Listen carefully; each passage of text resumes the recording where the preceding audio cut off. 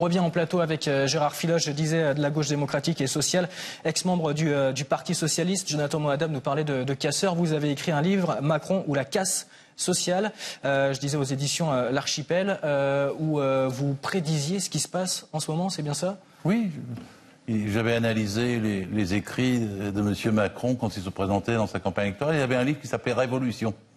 Révolution. C'est pas un pacifiste, Révolution. Et il voulait casser, il l'annonçait, tout ce qu'il y avait de social en France. En gros, changer notre société telle qu'elle est issue de la Seconde Guerre mondiale, du Conseil national de la résistance, de la sécurité sociale et tout ça.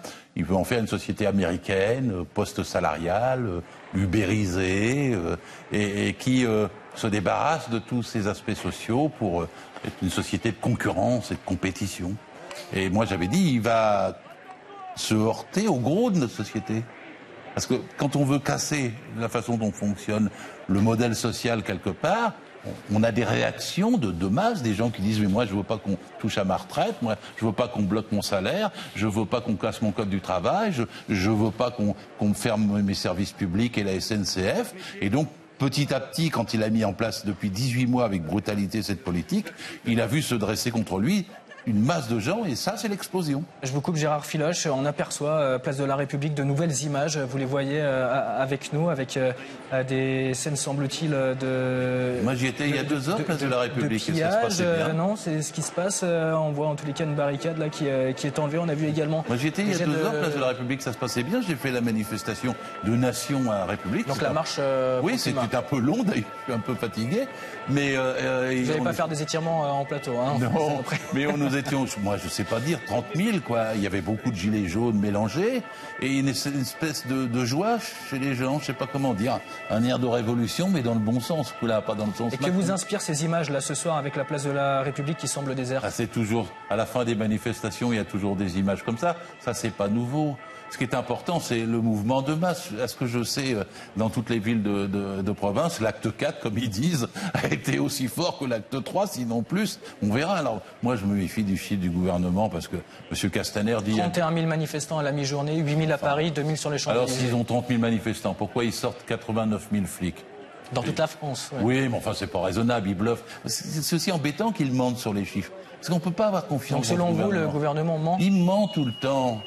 Ils mentent sur qui se déplace, sur les revendications. Par exemple, ils expliquent que les gens... Vous avez des preuves pour... Oui, mais je vais vous dire, ils disent que les gens ont un ras-le-bol fiscal. C'est pas vrai. C'est pas l'impôt qui est en cause, c'est l'injustice de l'impôt. Pourtant, il y a certains gilets jaunes parlent quand même du ras-le-bol fiscal. Excusez-moi, moi j'ai lu les 40 revendications des gilets jaunes qui sont parues, etc. Je les trouve presque bien. Moi qui suis un syndicaliste CGT, sur 40, il y a au moins 37 mesures qui sont qui appartiennent à mon syndicat. Et si vous voulez que je vous en dise plus, par exemple, la question des salaires, elle est commune à tout le monde aujourd'hui. Dès qu'on parle à quelqu'un, la personne, elle vous dit, mais moi, je gagne 1 400 € et je peux pas vivre avec. Et après, vous avez quelqu'un d'autre qui dit, moi, je suis retraité, j'ai 1 000 €. Vous savez qu'il y a, sur 14 millions de retraités en France, il y en a 7 millions en dessous de 1 000 €. Sur les salariés, 50%, la moitié, c'est ça quel chiffre, c'est pas les moyennes qui comptent. 50% sont en dessous de 1 700 €. C'est ce qu'on appelle le salaire médian. Vous avez pour les jeunes, des millions de jeunes qui rament avec des CDD, qui n'arrivent pas à s'en sortir du tout.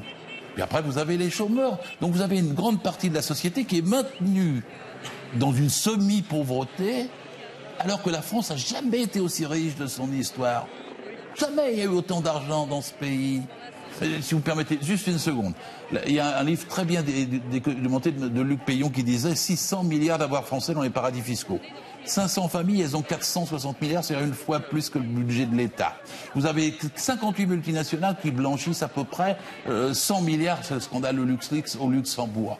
Et vous avez une fraude fiscale qui est entre 80 et 100 milliards.